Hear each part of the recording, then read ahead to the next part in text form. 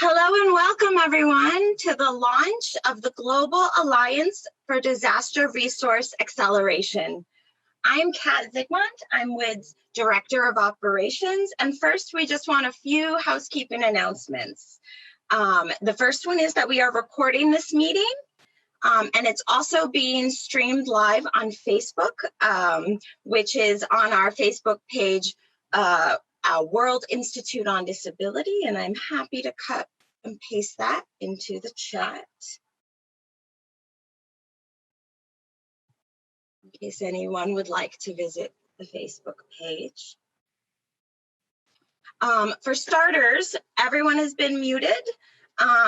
If you would like captions, you can put on captions within Zoom via the captions item on the toolbar, or for a full page of captions, you can go to the link that I will also paste in the chat right now.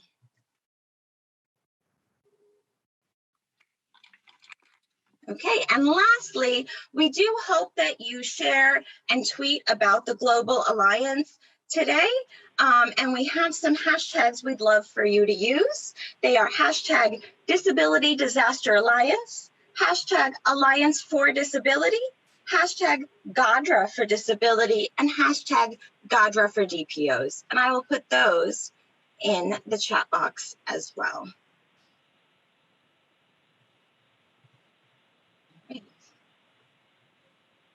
So that's all the housekeeping we have today, and we'll get it started with our with WID's Executive Director and Chief Executive Officer, Marcy Roth. Go ahead, Marcy. Thank you, Kat. Hello, everyone. Thank you for joining us as we launch the Global Alliance for Disaster Resource Acceleration. I started focusing on the gaps in emergency preparedness, disaster response, and community resilience in 2001 during the 9/11 terrorist attacks. I've been analyzing those gaps now for almost 20 years in the US and globally.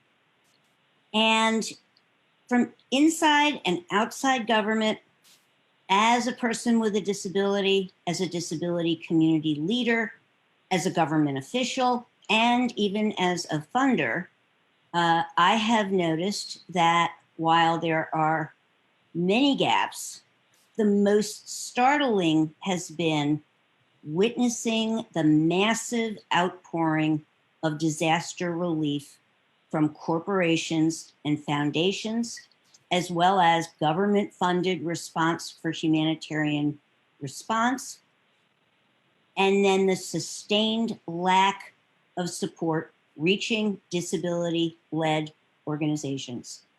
This has been a repeated reality as the generosity has flowed from disaster to disaster, local disability-led organizations stepping up again and again to support not only the people who they serve on a daily basis, but providing tremendous support across their communities. Most recently, during the COVID-19 pandemic, we've seen this has exacerbated even more significantly. Local disability organizations, those led by people with disabilities, have been working around the clock to address some of the most egregious systemic failures, including those failures that, for instance, here in the United States, have resulted in the unbelievable loss of at least 50,000 people with disabilities, at least 50,000 people with disabilities in institutional, congregate, long-term nursing homes, whatever you want to call them, places where people have been denied their basic human and civil rights. Those disability organizations are continuing to try to support folks, keep them from being institutionalized, to support folks in their homes and in the community as we all navigate this very challenging time. And it just became very clear that something very significant had to change. Corporate and foundation funders have shared with us how difficult it's been for them to identify the best ways to deliver support to the local disability organizations doing work on the ground, and they've asked for help. And so the Global Alliance for Disaster Resource Acceleration has been WID's effort to close those gaps by disrupting the cycle of exclusion for organizations working on the front lines without the resources they need to serve multiply marginalized people with disabilities who are disproportionately Black, Brown, Indigenous, LGBTQ, in many parts of the world, women and girls, older people, and almost always people who are experiencing extreme poverty. When we first started putting the Global Alliance together, we reached out to the two very best organizations we could think of to help us in leading this effort. We invited the Partnership for Inclusive Disaster Strategies and Inclusiva, who are the only two organizations with a full-time mission of disability and disaster, and the work that they have done in the US and globally has been unprecedented.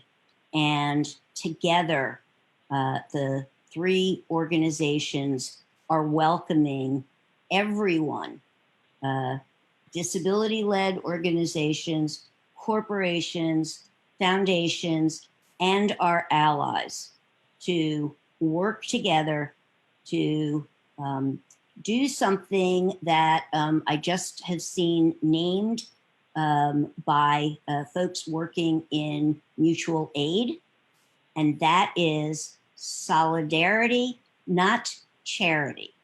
And this is very simply what it is that the Global Alliance for Disaster Resource Acceleration is seeking to do. I'm going to turn back to Kat, who's going to talk a little bit about our most recent town hall meetings. It was very important to us that we find out whether or not this was there was a need for an alliance such as this one among disability leaders and disabled persons organizations around the world. And so we held these town hall meetings to listen and to learn from folks who might tell us more about what they think is most important. So in a moment, I'm going to turn to Kat, who's going to give us a recap.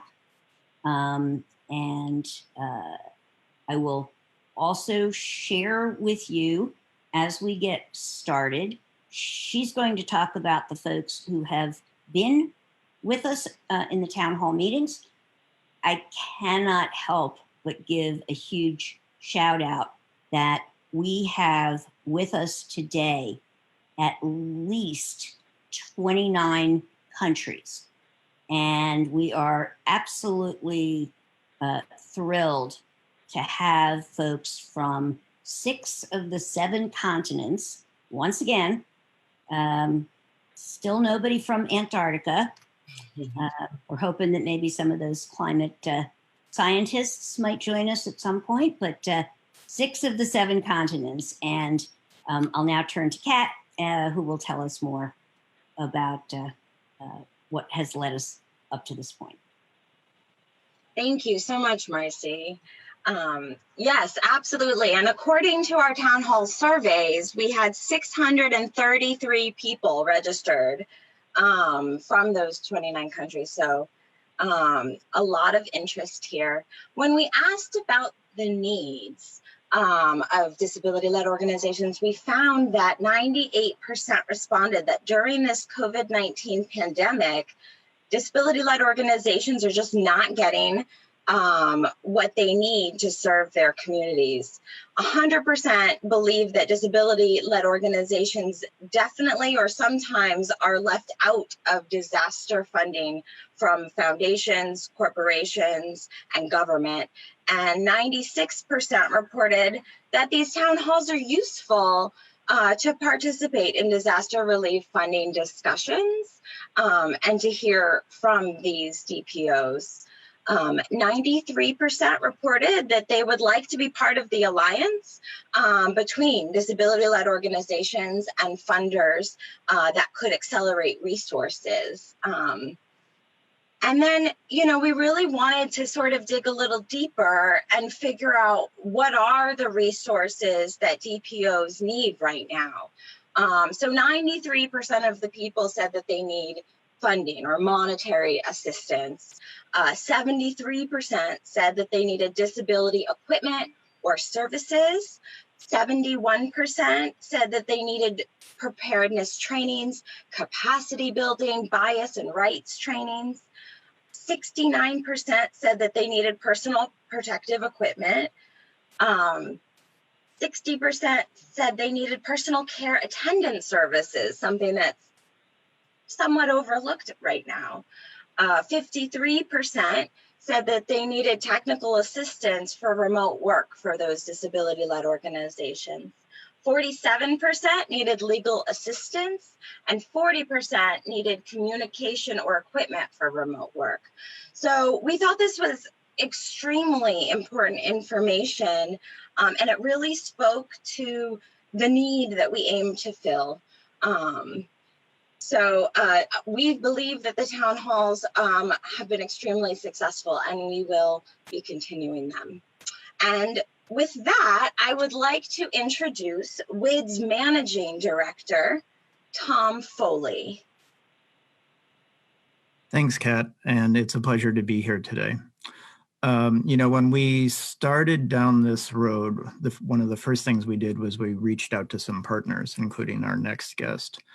And when I reached out, within 24 hours, I heard back from him, and he said, absolutely, we're in. What can we do? And that's the kind of solidarity that Marcy talked about that's going to close those gaps through the Global Alliance. So without further ado, I'm going to hand it off to our longtime partner and Global Alliance member, Darren Chen from External Affairs with AT&T. Take it away, Darren. Can you all hear me? Let's see, I'm trying to put my video on here. Can you hear and see me? Yep. Great. Thanks so much, Tom, for the kind introduction, and I'm so happy to be here. As Tom mentioned, my name is Darren Chan, and I'm with AT&T's California External Affairs as a director. And I'm really excited to be here this morning for the launch of this critical initiative. We all know the COVID-19 crisis has brought tremendous financial instability to so many people in our California communities and across the world, frankly. And demand for assistance in human services like food and shelter has increased dramatically. AT&T California has stepped up to support California organizations and organizations, quite frankly, across the nation and in the world to assist marginalized and vulnerable communities in times of need. Now more than ever before, it is important to ensure that people with disabilities have access to essential services and that organizations like WID, the partnership, and Inclusiva can continue to operate to serve this important community. That's why AT&T is proud to provide a $10,000 contribution and be a part of the Founders Circle in the Global Alliance for Disaster Resource Acceleration. Across California, AT&T has contributed more than $3.5 million to community-based organizations that are providing relief to residents from underserved communities, frontline health workers, public safety groups, and small businesses that have been impacted by the COVID-19 pandemic. With AT&T's support, community organizations and organizations like WID have been able to provide shelter, food, and other assistance to people with disabilities in their time of need. I want to applaud WID, the partnership, and Inclusiva for recognizing the need to develop this alliance and ensure people with disabilities can continue to thrive in this new and crazy world we're living in. So thank you for letting me be a part of this really important morning and day. Thank you. Thank you so much, Darren, and congratulations on the birth of your child. Thanks. During Hurricane Maria, we were also grateful for the telecommunications resources provided by AT&T to deaf and disabled Puerto Ricans and disability-led organizations. And we appreciate AT&T's leadership as a Founders Circle member of the Global Alliance for Disaster Resource Acceleration. We're excited to tell you more about the Global Alliance, and I am absolutely thrilled to have alongside us two organizations that have really been leading globally. And right now, I'm going to be introducing Herman Parodi from the Partnership for Inclusive Disaster Strategies, who is also joined by Shaylin Sluzales. They are the co-directors of the partnership, and we've been working together since Hurricane Maria. Herman is going to talk about the Global Alliance and what we're going to be doing. Herman? This is Herman. Thank you, Marcy. And welcome all. As Marcy has well explained, as well as Darren, thank you for joining us today and all your support. Disasters expose the weaknesses throughout preparation, cross-sectorial. As our previous two town halls and Marcy eloquently explained, people with disabilities across the world and the organizations supporting us traditionally have a lack of access to the big traditional funders of humanitarian aid. Now we aim to engage with these and our partner organizations across the globe that provide direct services. We have been identifying, as our town hall surveys have identified, and now we will be establishing a funders circle made up of corporations, foundations, and DPO. We will be talking about that a little bit further today. What is most critical is that we center Black, Brown, Indigenous, and other people of color across the world throughout our work. One of our core tenets in the Alliance is a genuine commitment to seek, welcome, and support multi-marginalized people with disabilities who are being most disproportionately impacted in disasters. This pandemic has demonstrated a global need for unity, and we aim to pursue this through the Global Alliance by matching corporations' foundation resources directly to disability-led organizations that are meeting the critical needs in their community. People with disabilities are not vulnerable, are not victims.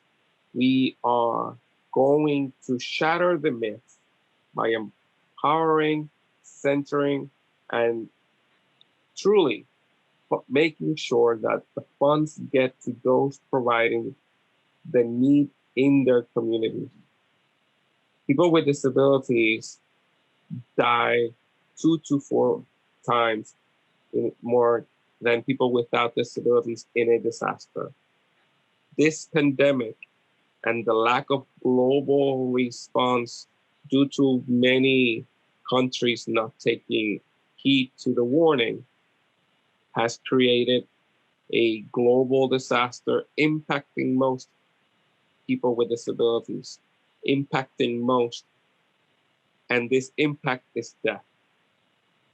Our global alliance will aim to shatter the myth and make sure that people with disabilities are on the tables, making decisions, and through that, need funding. We welcome you all.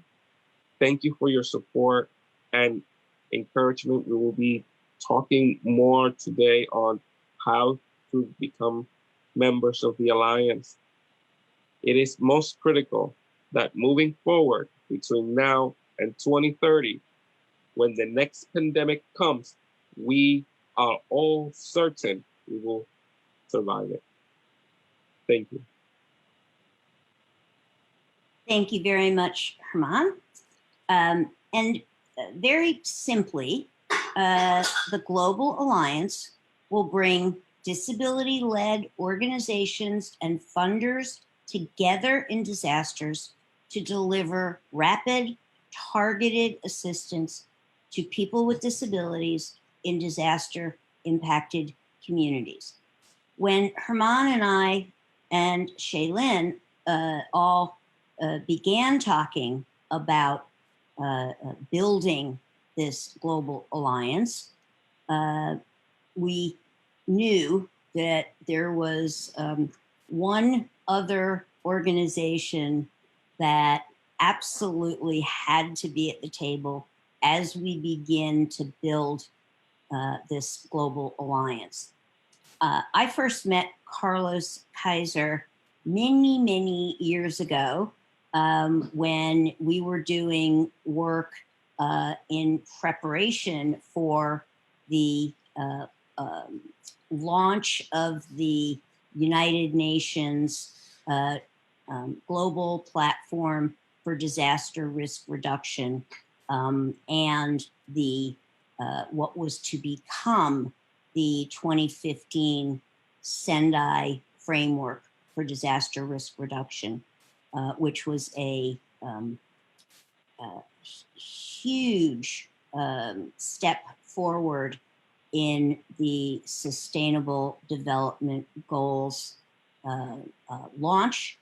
And the Sendai Framework addresses the imperative of the inclusion of people with disabilities throughout the disaster risk reduction processes in every corner of the globe. So I first met Carlos early in that process, and we became fast friends and mighty partners in radical inclusion.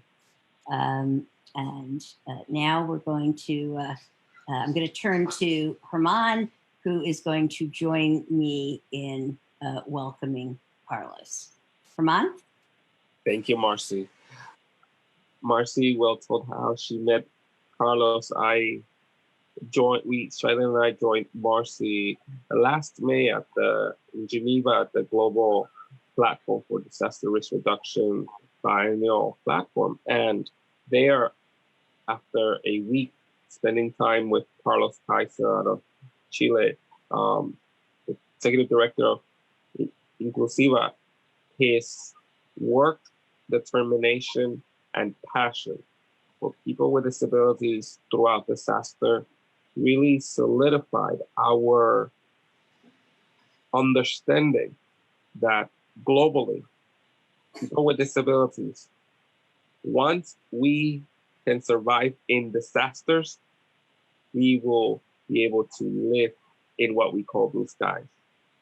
If, as you said, through the UN CRPD, our convention, which soon we aim to ratify in our country, and Carlos will talk a bit more of the work he does, his global passion to ensure the survival and the dignity of people with disabilities is a beacon for us all to follow.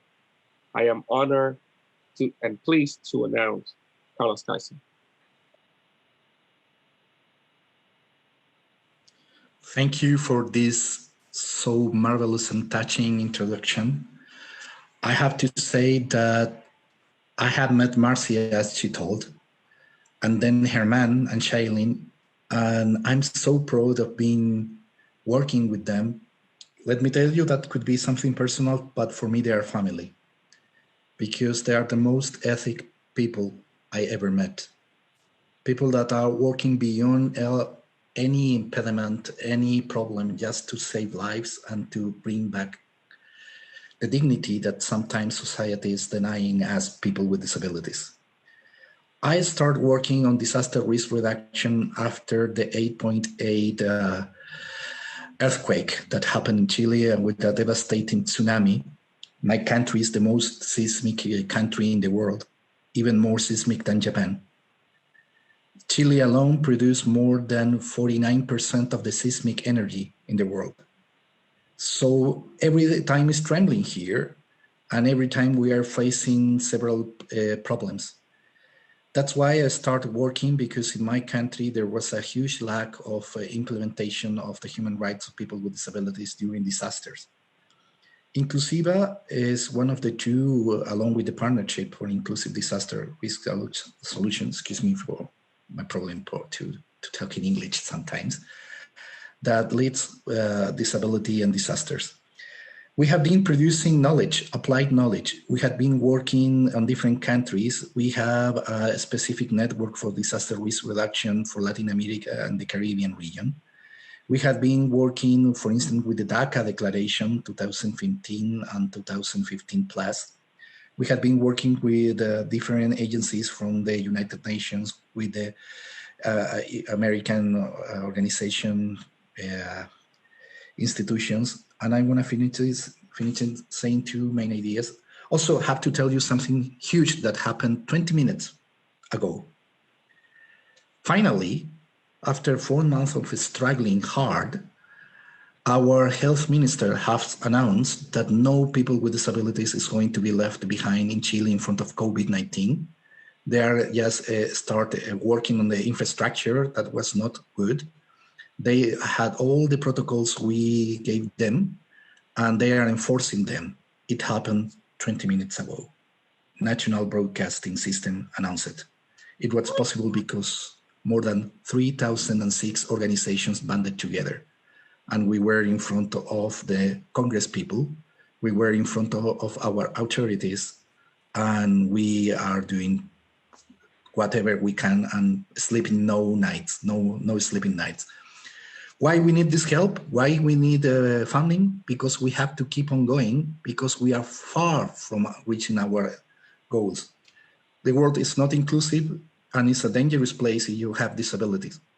So we need to go forward. We need all this help, and we're going to do it together, because here we are not looking for alpha males. We are not looking for toxic way of working. We are working because we believe in human beings and human lives. Thanks for being part of it. Thanks for inviting me to be part of it. Thank you very much, Carlos. We are thrilled to hear your good news. Wishing so much that this was the case here in the US and in many other places around the world. And we will look to your leadership as a beacon for the rest of us to follow. I'm now going to turn back to Kat so that we can give folks an opportunity for any questions that you might have.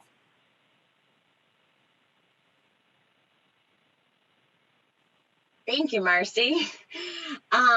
So we have gotten a few questions, and the main question that we keep receiving is, how do you become a member of the Global Alliance? So we're thrilled that there's such interest, and we'll talk a little bit about this later, but I've shared a link to a form to fill out that will let us know how you would like to be involved. So I noticed about 5 or 6 of you have already completed the form. So thank you so much. That's how you can connect with us. Another question I see here is from Chana from Bangladesh. And she wants to know how Indigenous Women's Network can get involved with this alliance. So you can get involved with the alliance in the same way. Join, follow the link, and when you do that, fill out that you're an organization that wants to be involved. In what way? Do you need resources? Do you have resources? Do you want to be part of the decision-making process as we figure out the best way to make this mechanism work? Yeah, and then are there any other questions? Those were the main questions I saw for now. So please keep putting your questions in the question and answer box or the chat. We'll keep a note about them, and we'll have a few more opportunities to hear from people. You're welcome. Thank you very much, Kat. This is Marcy speaking again. And I'm noting that we have folks who are telling us that this is the first time they've ever joined Zoom, and people are very excited to be a part of this event. I don't know that we're going to have an opportunity for audience participation by voice. But certainly there's going to be much opportunity moving forward, because we will be building this together. Many people have asked, so, what exactly is going to happen? How exactly is this going to work? And in the true spirit of nothing about us without us, this is going to be built by the folks who are committed to solidarity, not charity. This is going to be built by folks who are going to indicate that they have an interest in being a part of all of this. We will identify some working groups for people to put their interest towards, and we will build from there. We are very fortunate to have some incredible partners who have joined us in this launch and who are making it possible for us to move forward and to open the Global Alliance to everyone who wants to be a part of it. And in just a moment, I am switching out my background. Bear with me for a moment, please. And there we go. I am now going to take the opportunity to begin the rollout of the Founders Circle.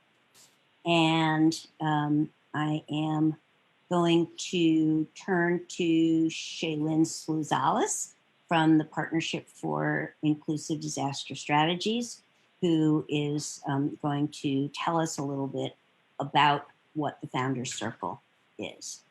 Shaylin? This is Shaylin. Thank you, Marcy, and thank you, everyone, and welcome all.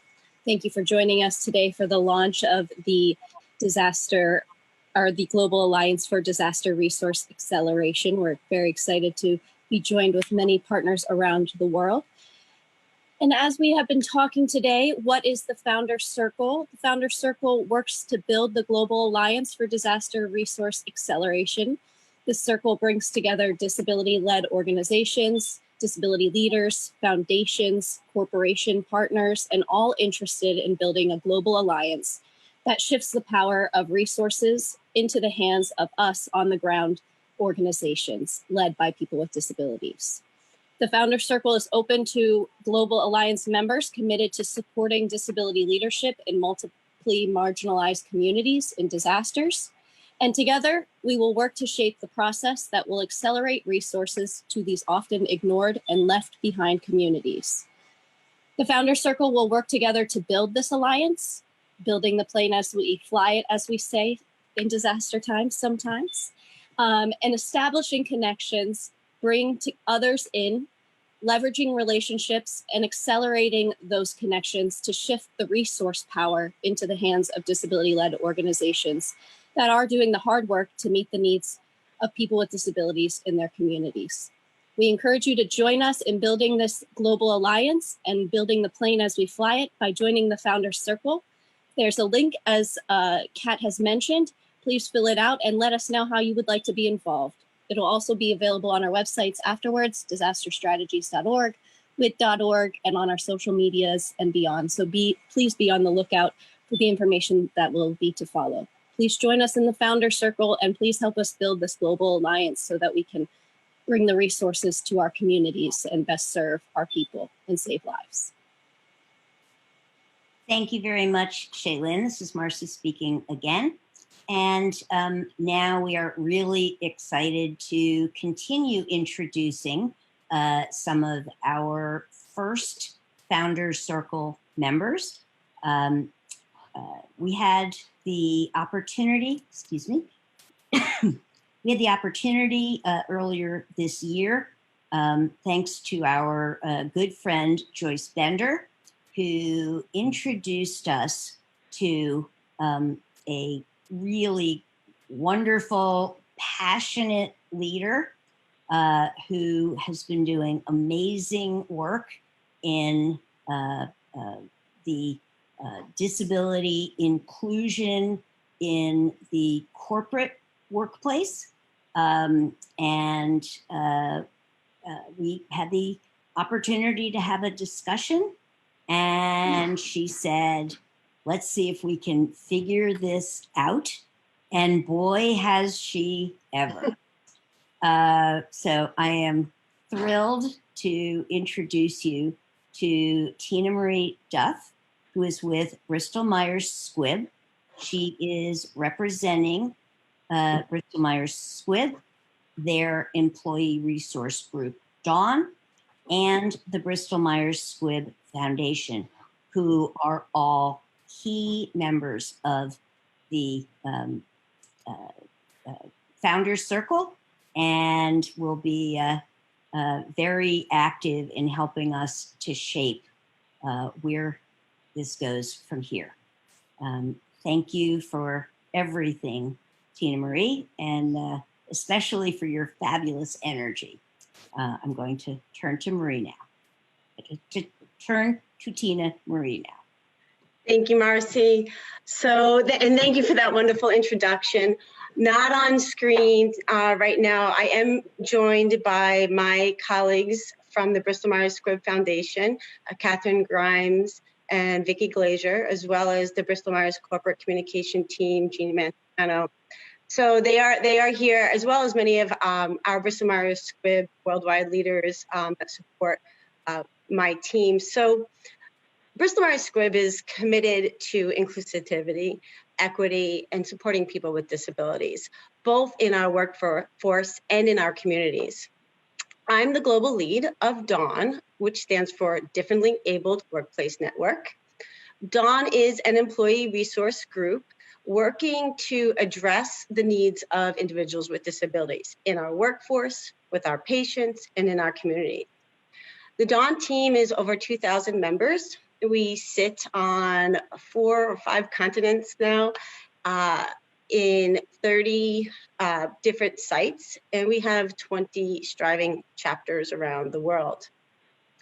At Bristol Myers Squibb, we value all dimensions and aspects of diversity and the contributions it brings to our BMS business and performance worldwide.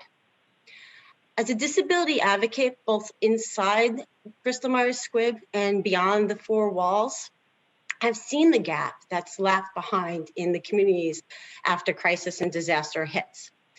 And I've seen it with COVID. And during this COVID, I pulled together several of my colleagues from various organizations and companies, both private sector and government sector. It included chief accessibility officers and HR executives. And I shared my concerns and my fears that, once again, with this new pandemic, the needs and the voices of individuals with disabilities was going to be left behind. And I felt that as companies, that we should have an aligned voice, amplify our voices and our efforts, and have a single objective. And that's actually how I was introduced to WID.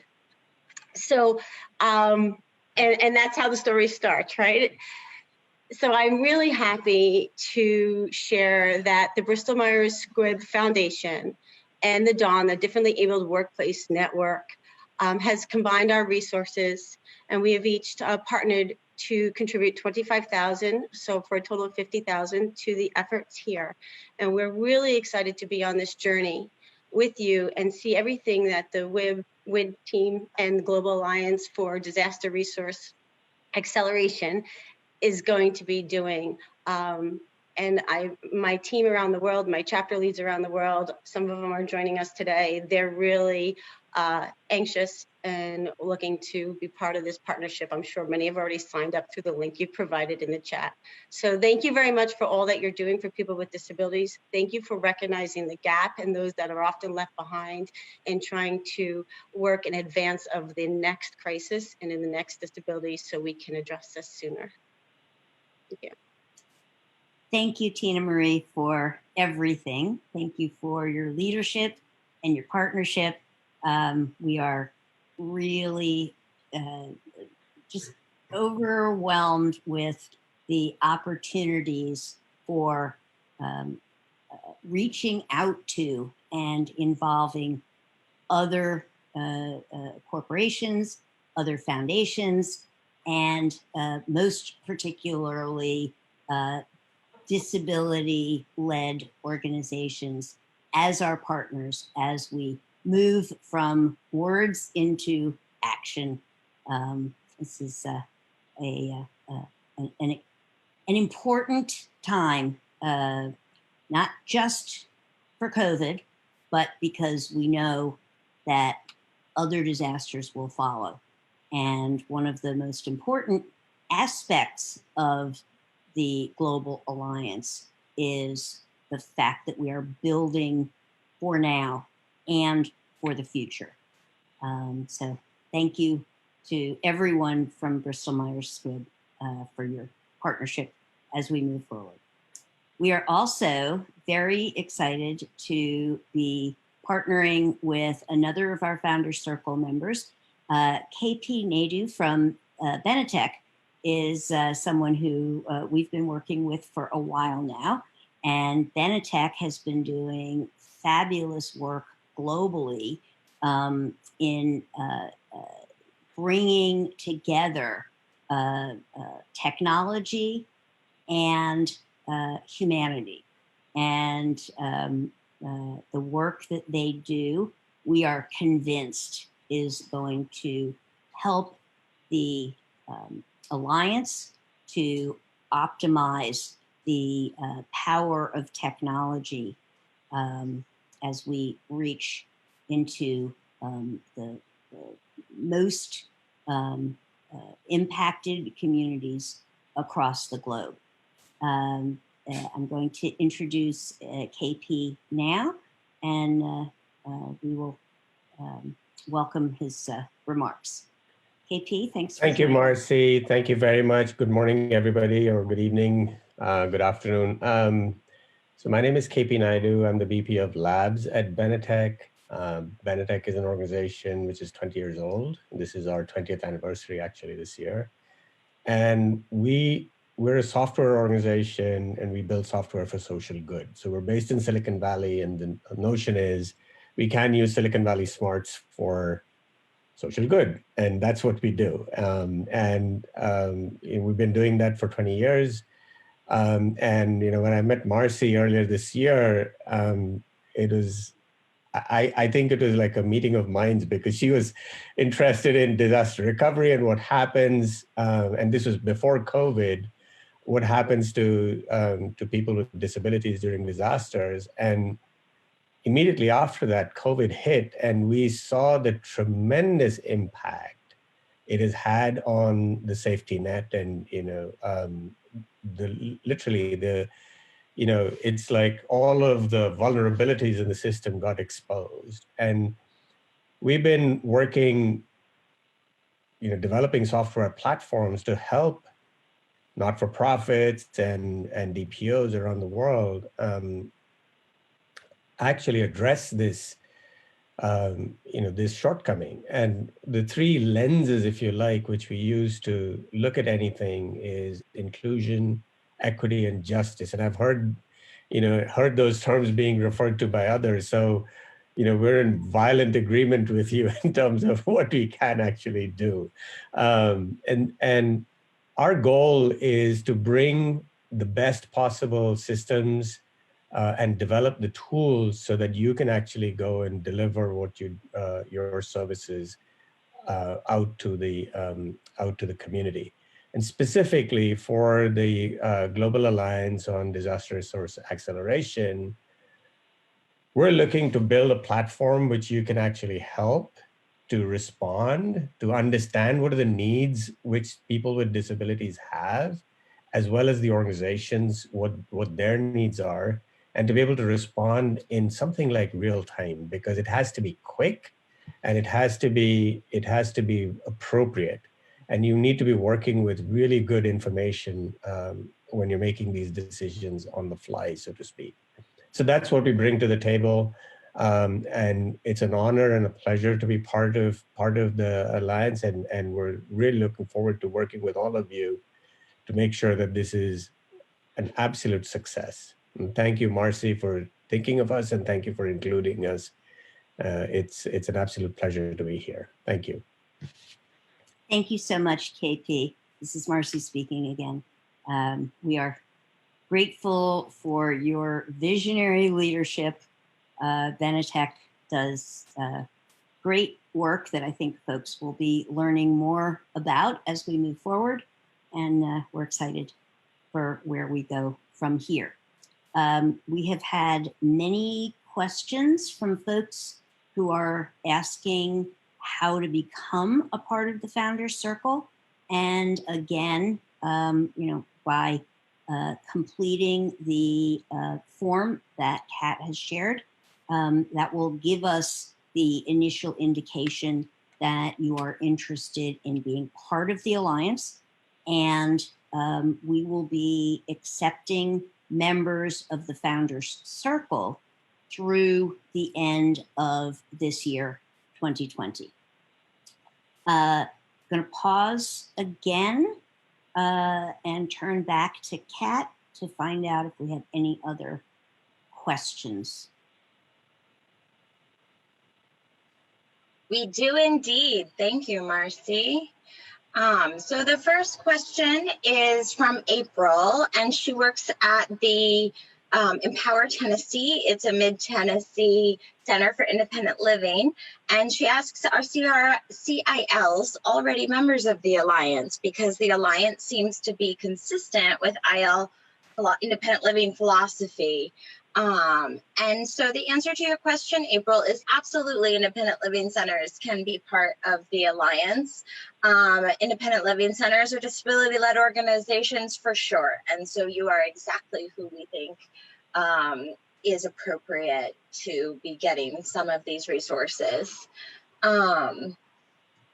I Another question is, can you provide any good examples of past funded projects that serve as good models of what the Alliance is striving for, that have contributed to building capacity for lasting change in disaster, disability-led inclusion, response, and recovery?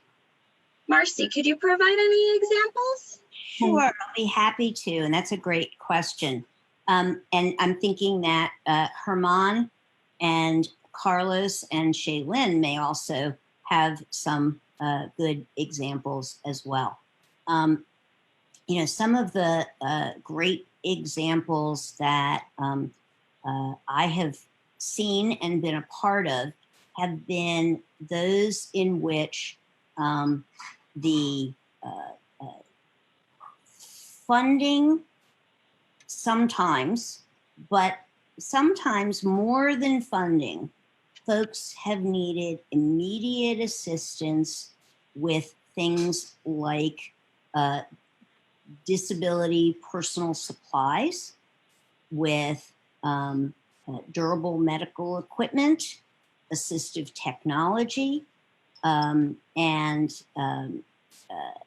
in many of the recent disasters, the Partnership for Inclusive Disaster Strategy has played a very significant role, as has, for example, our dear friends and partners, Trach Mamas. Herman, do you want to talk a little bit about some of the support that has been provided, and generally up until now, that support has been provided to individuals, and we will now be extending more to bringing together the funders directly with the disabled persons organizations. But how about some great examples from the partnership?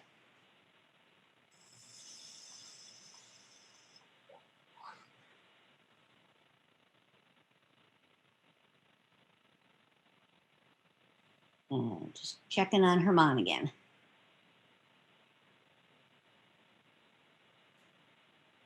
Okay, maybe we. Yeah. Are you there? It was coming in a lot of if you could repeat that, please. Sure.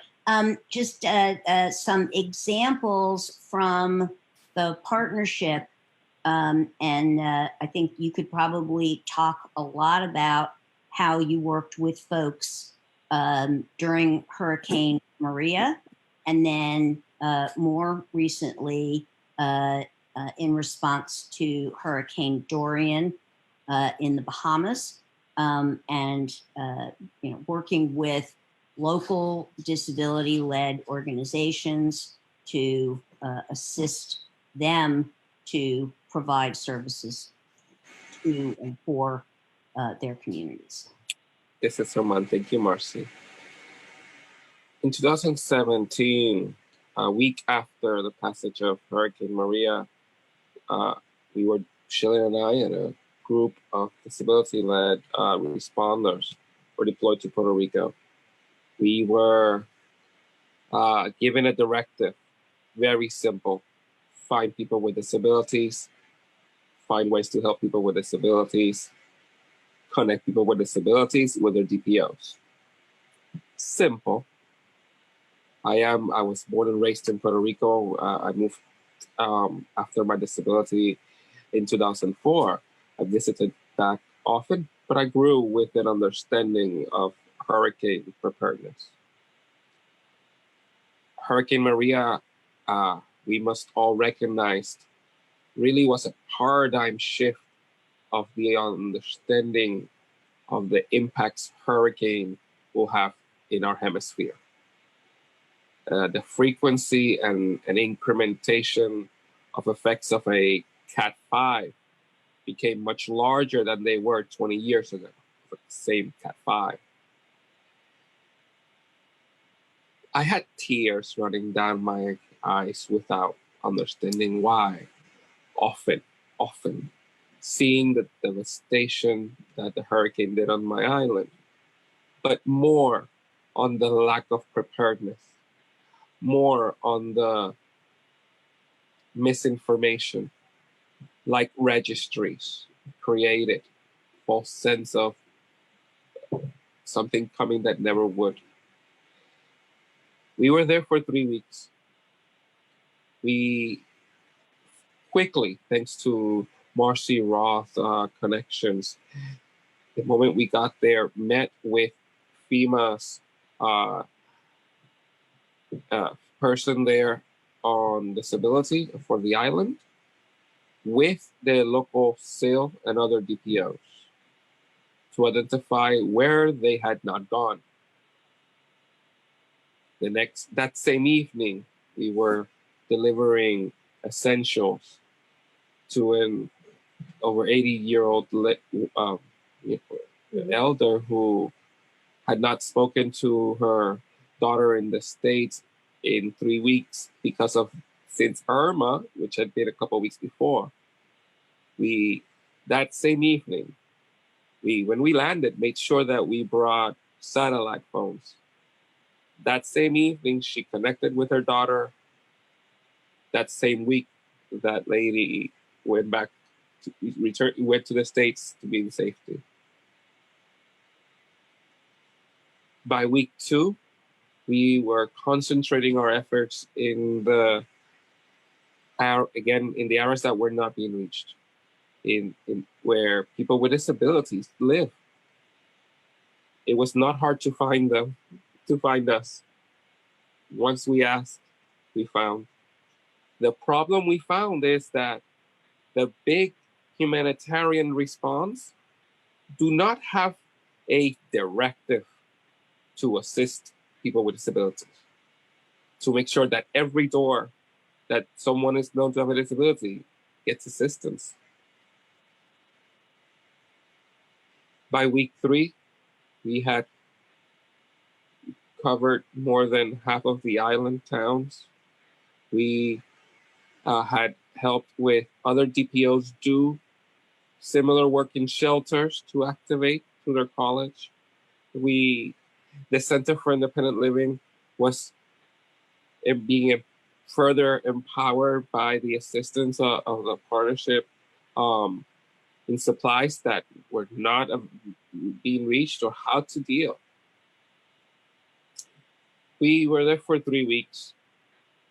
Afterwards, because of the connecting with DPOs with the government, a network was created that really led to now, most recently after the earthquake in January, that people with disabilities that do not have equipment to evacuate were helped directly, that the SIL could make sure that happened. That in shelters were fully accessible. The SIL was connected to when the shelter was open, so they could go check it, and that the recommendations were received. Now, there were problems, of course, but these similarities were very similar in the Bahamas. When we were deployed 3 times we covered the island of Freeport, of Grand Bahama, the city of Freeport. We went to their capital, Nassau, and in January we went to the most impacted island, Abaco. Again, false sense of security with registries. Again, DPOs that were connected to the government, asking how are people who are deaf and hard hearing getting the notices. And these were state commissioners, if you will, not getting response from their emergency management. No understanding of the DME, durable medical equipment, no understanding of the medicine that is life-sustaining, like needs for diabetes. We were able to assist with coordinating with partners over 40 pallets of supplies. Still, donations of wheelchairs continue to be given out. And now with our partners there, 242 Disability, with Howard Bowe, and with the University of the Bahamas Disability Compliance Office, Erin Brown, they are working with their emergency management office. And right now they are preparing emergency kits that are developed by people with disabilities to be spread throughout the Family Island from disability input ahead of a storm. That's just one of the examples of how we come in through their invitation. We work with the local at all times, and we help make sure that once we exit, they continue receiving the resources and technical assistance to be empowered and ready and prepared for the next disaster.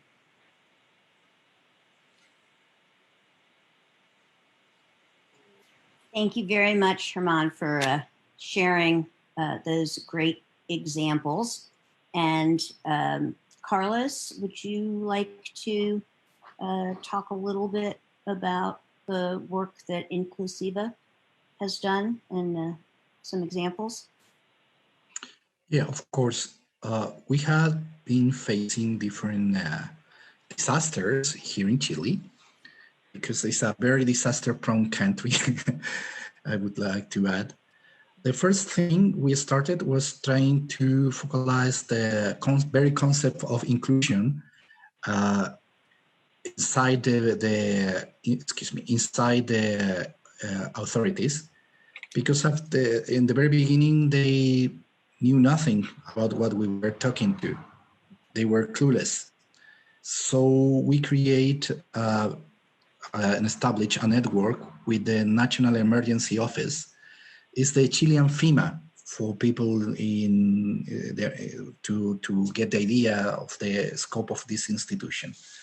But we want a very big difference. They're more like advisors than a team that can respond to the emergency. They have all the powers required. The thing is that we established a disability technical group with them, with the National Disability Service too. And we started working with local governments for they to prevent things and to establish mechanisms. But then we faced the emergencies. We first tried to reduce the risk, but then emergencies came. That's why we started. First of all, we certified ourselves in a methodology that came from the United States of America. In Spanish, it's called CERT, that is about the community response teams. And we start working on an inclusive version of it. We create emergency disaster kits for people with disabilities, inclusive ones. That is not just for people with disabilities, are emergency kits for everyone. So that's why they have inclusive measures for people with disabilities to be not left behind. When we faced in the north of Chile, we have great floods and landslides. And when I say floods, it's an incredible thing to say, because the north of Chile is the driest desert in the world. So having floods in the driest desert of the world that makes Sahara looks like a jungle, imagine. The thing is that it has a tremendous impact on population, and we were there coordinating teams, response teams with the regional government. We create procedures. We started teaching them those procedures. We work with the fire departments and teach them inclusive response from day to work. We even start training the national police that's called Carabineros. And apart from this, we were facing those things with, as I said before, with local governments and coordinated with the organization of people with disabilities themselves.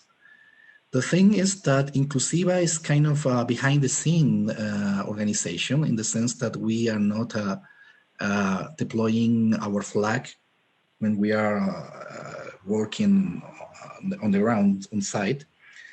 Because our strategy is that the current people that get the responsibility of doing this, they got promoted and they got the, well, yeah, you're doing great.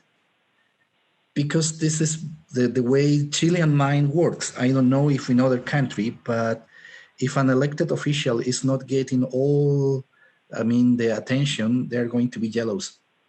And they try to abstract things instead of cooperate. Now on COVID-19, they happen kind of the same. We start working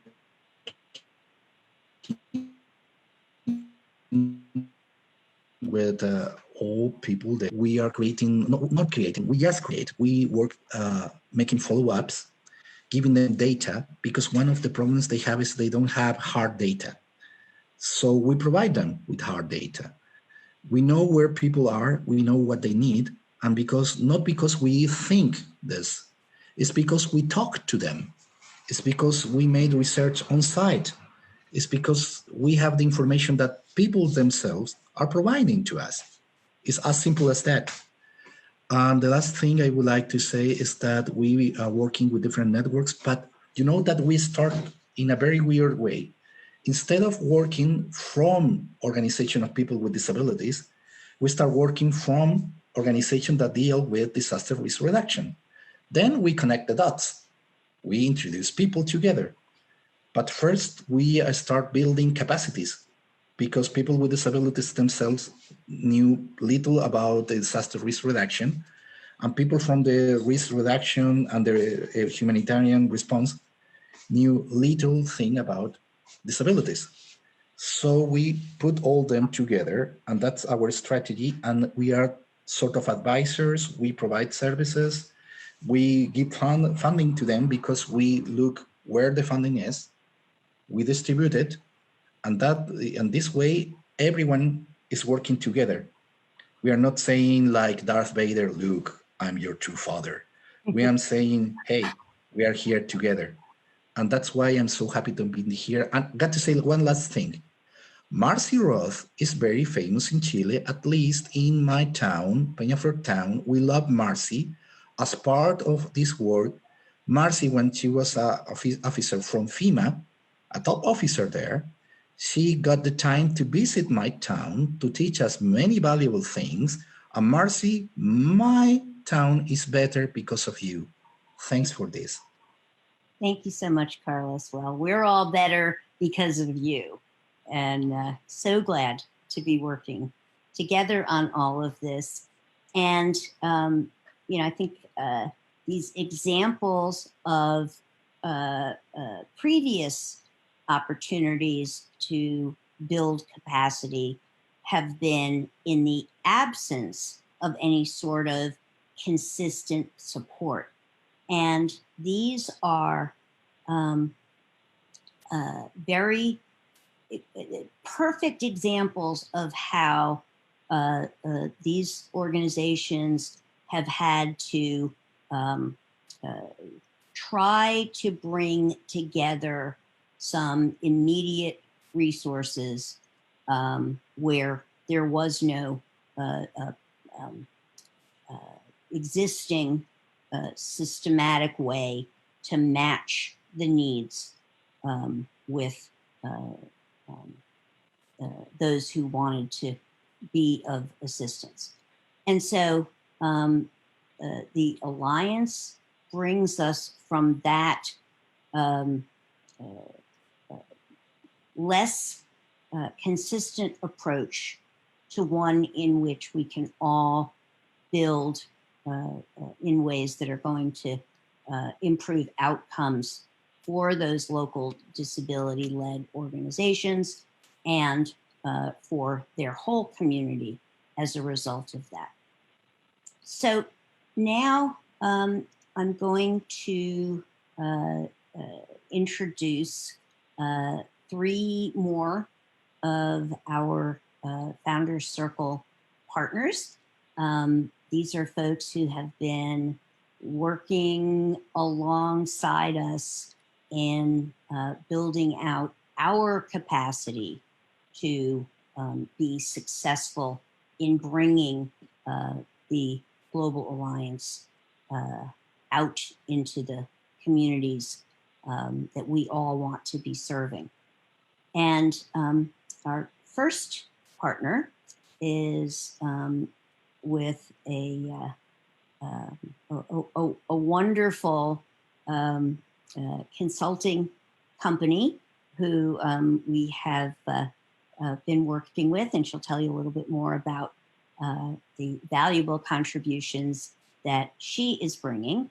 This is someone who I have had the great pleasure of knowing for many, many years, and who is now has taken on some pretty exciting leadership roles, and who is bringing some of her very valuable expertise to the world as we launch this alliance. So it is absolutely wonderful to be able to introduce Andrea Levant. Andrea is going to tell you a little bit about something we're going to be doing next. Andrea, thanks for joining. My computer.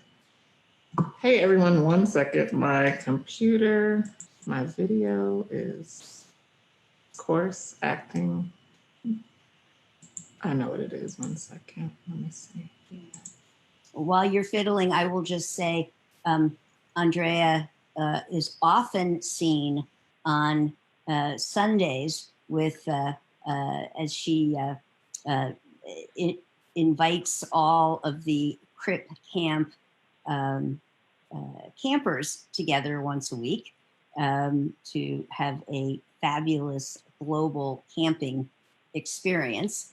And oftentimes when she appears on the screen on Sundays, she is wearing fabulous camper attire.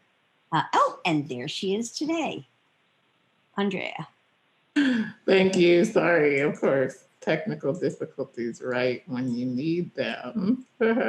But indeed, incredibly excited to be with you all today. And as Marcy said, have known her for a long time. And as a Black disabled woman, I'm really excited with a physical disability. I was really excited about the launch of the Global Alliance for Disaster Resource Acceleration.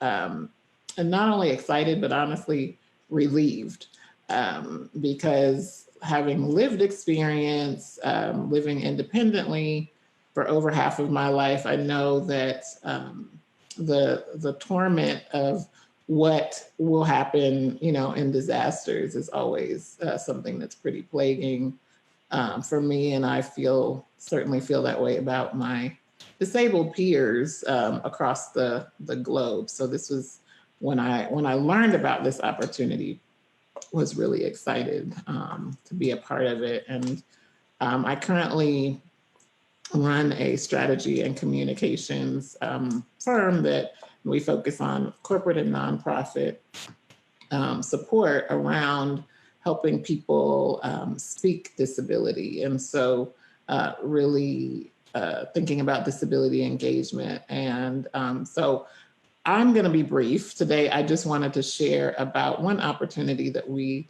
have working with this amazing group, recognizing the power of meaningful conversations and how meaningful conversations are more often than not the impetus for change. And so my team and I at Levant Consulting are excited to support what will be the Alliance's first ever Twitter chat that's going to be set on August 13th. And the goals of the chat are to raise awareness about the creation of this amazing group, and then to identify key areas of concern in disability community disaster preparedness, and then provide an avenue for disabled people to share their experiences in preparing for disasters. And so it's our hope that,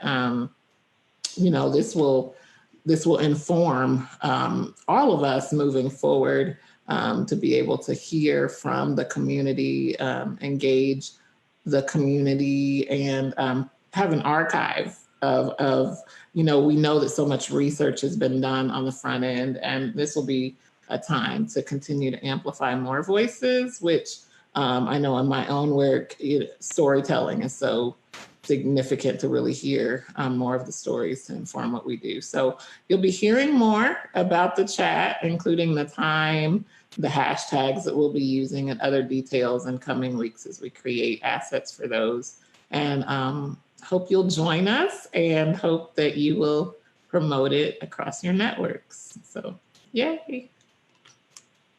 Yay. Thank you, Andrea. Really looking forward to optimizing all of these tools for engaging people. And at the same time, as we talked about earlier today, looking at ways for communicating with folks who don't have access to these tools. We have folks on here today who are telling us this is the first time they've ever used Zoom. We have someone who I think is going to get very involved moving forward, who's from Bhutan, and was telling us that this is their first experience with Zoom. I'm sure there are folks who are kind of clueless about Twitter, and so this will be an opportunity for some folks, maybe some who are on the panel right now as we speak. I love it. I love it. Yes, we want to be able to reach people in many different formats. So yes, that we'll have a lot of fun. Yes, we will. Yes, we will. Thanks so much. Welcome. Welcome to the Founders Circle and our very important work ahead. Yes, thank you all. Thanks, Andrea. And two of the masterminds who we have been working with since this wacky idea was first hatched several months ago. We reached out to Terry Hartman Squire and Einsof Communications, and Terry was very excited to join us. And so we will hear from Terry, and then Terry will share, will introduce Derek, who we've worked with for many years, but Terry brought Derek into this, and so we'll have each of them talk a little bit about what they're bringing to this incredible initiative. Terry? I'm sorry, is Derek going first? Derek, and then Terry. Or maybe both of you together. I'm sorry, I'm not sure who's going first. Thanks, Marcy. It is Derek. Hi, everyone. This is Derek Shields. I'm with ForwardWorks Consulting. And first, I'd like to thank Marcy and Shaylin and Herman and Carlos for your leadership and truly your mentorship to me. I'm new to disaster response, and as an ally, I'm working behind the scenes with the team. Over the past 2 weeks, perhaps I've connected with you. And one of the things that I'm looking forward to do with you all is help establish, and when we talk about accelerating resources, I want to help establish the acceleration of networking to connect us faster, and importantly, learn from each other and how we can best do that. One of the roles I serve in is as the director of the National Disability Mentoring Coalition. And I spend a lot of time talking about the importance of networking to find mentors. And, one of my favorite quotes comes from a co-founder of the World Institute on Disability, Ed Robertson. He said, "We can support each other, we can learn from each other." And I think this is one of the founding principles of the Global Alliance. And so I appreciate that being baked into what we do. And importantly, we can't do this without you.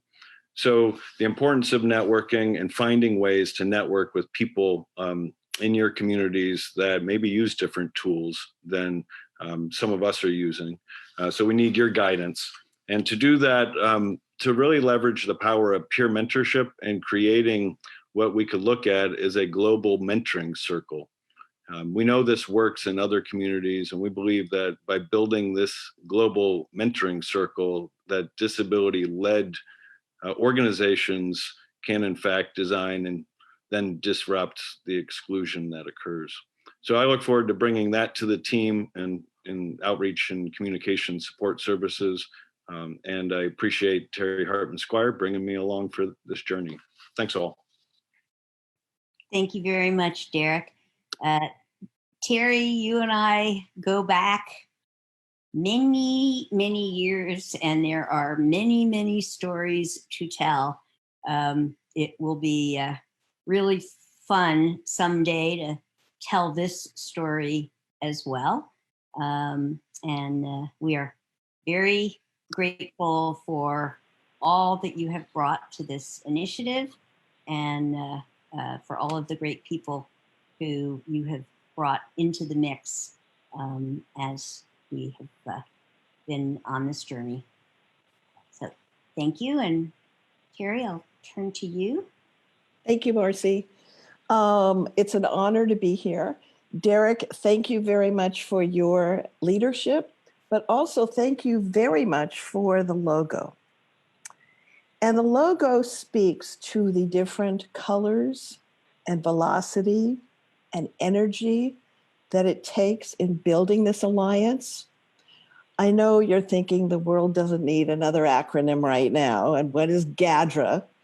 But GADRA and the alliance is a circle for a reason. It's the only shape that doesn't accentuate one partner over another. It's not a triangle. It's not a square. God knows it's not a pentagon. But everybody carries part of the responsibility. And the success of the alliance is going to be learning and sharing and knowing stories. Now, as a non-disabled ally, this is not my story to tell. However, it's my responsibility as a non-disabled ally, advocate, accomplice, to learn other stories about disability, and then, as Johnny Cash used to sing about, know when to fold them. So I won't be out, aside from this cameo appearance, defer to my colleagues with disabilities. But part of what we're doing is changing the narrative. Now, everyone has deferred to Hollywood as owning the narrative on disability, which is awful. In the United States and probably in other countries, where 26% of the population and only 2% shown in media. If people with disabilities are shown at all in media, it's mostly perpetuating myths and stereotypes of being the victim and not coming from a place of power. So changing the narrative is crucial in what we're trying to do. And that's going to take many shapes and many forms across delivery platforms. We're going to be asking you your stories, because what's driving the Global Alliance is the true north of disability leadership. So there'll be a parallel narrative. One narrative is not even reporting thousands, tens of thousands of people with disabilities in nursing homes or congregate living. That's one part of the narrative, to make sure that we advocate with our siblings and making sure those voices are elevated. The other part of the narrative is counter to that, that it's not an either or. People with disabilities are not victims. People with disabilities are innovative problem solvers every day, every single day.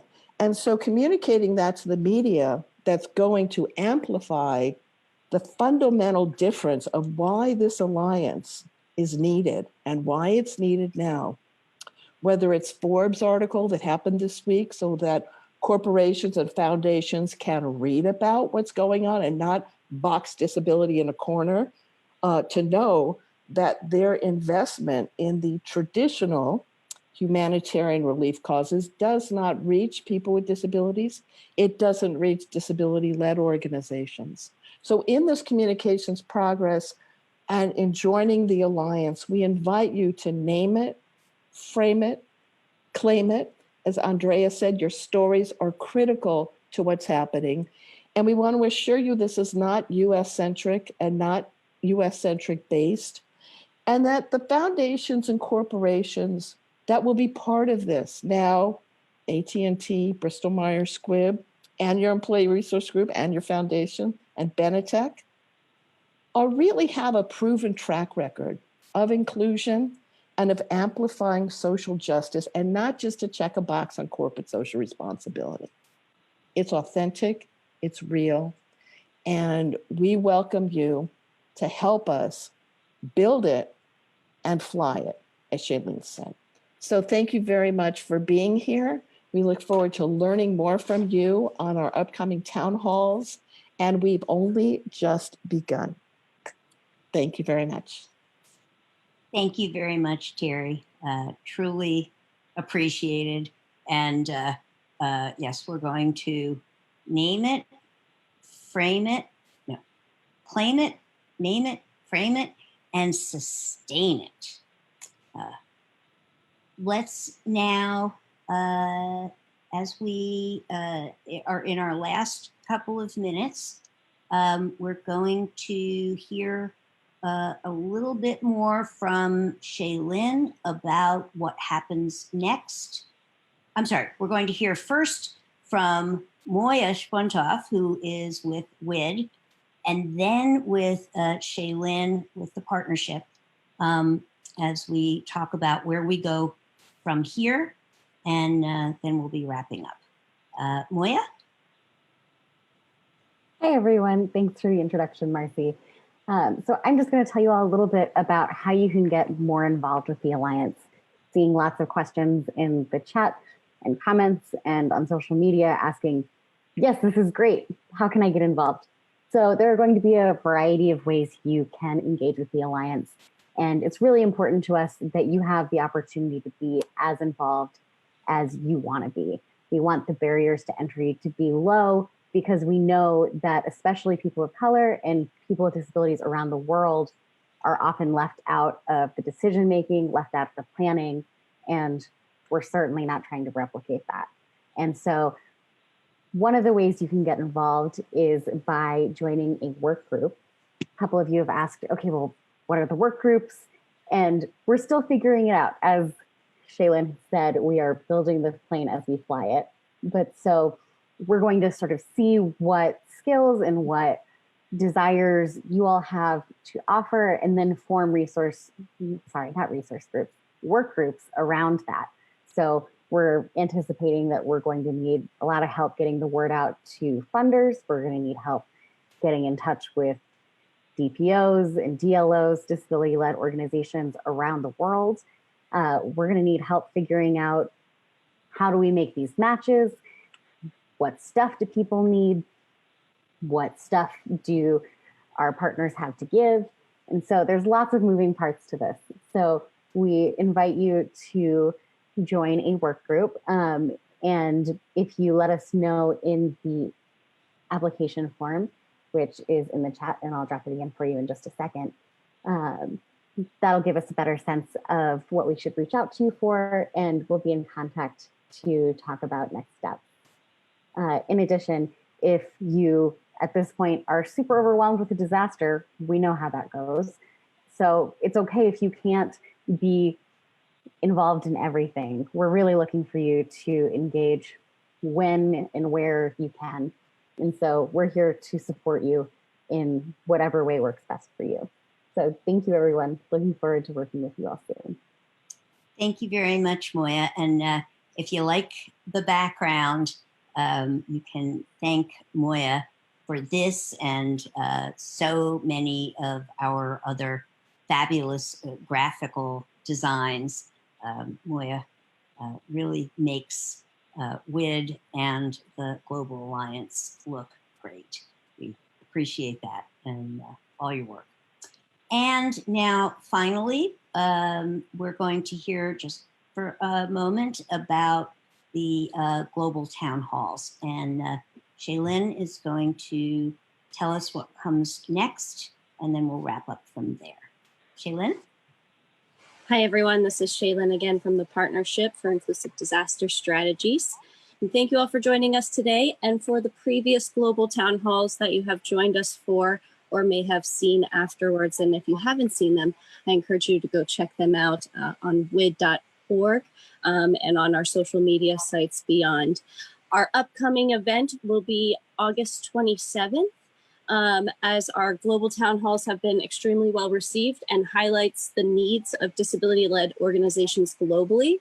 It'll be an opportunity to engage with each other and have an open floor discussion, as I know some folks are interested in talking today, and we are sorry we're running out of time, but the next global town hall on August 27th at 12 p.m. Eastern Time, New York time, will be available for all to join us. And I also want to give a friendly reminder of the Twitter chat that will be right before that on August 13th. So 2 upcoming events, August 13th for the Twitter chat and the Global Town Hall, which will be a Zoom platform, also broadcast on Facebook and beyond on August 27th, 12 p.m. New York time. Thank you very much, Shaylin. Carlos, Shaylin, Herman, and I. Thank you so much. The working group who has been leading this. Thanks to everyone for all of your fabulous contributions. Our Founders Circle, the folks who have joined us today from 27 countries. We are so grateful for everyone's fabulous contributions to the work ahead. And I would be remiss if I didn't share one of the comments from Jen Wolfe, who said, "This is true community power." We are absolutely thrilled that this is what folks are taking away from us. So please join us in disrupting exclusion of disability-led organizations in disaster relief and accelerating radical inclusion to get rapid disaster relief to disaster-impacted communities. Solidarity, not charity. Ramon, Carlos, any parting words?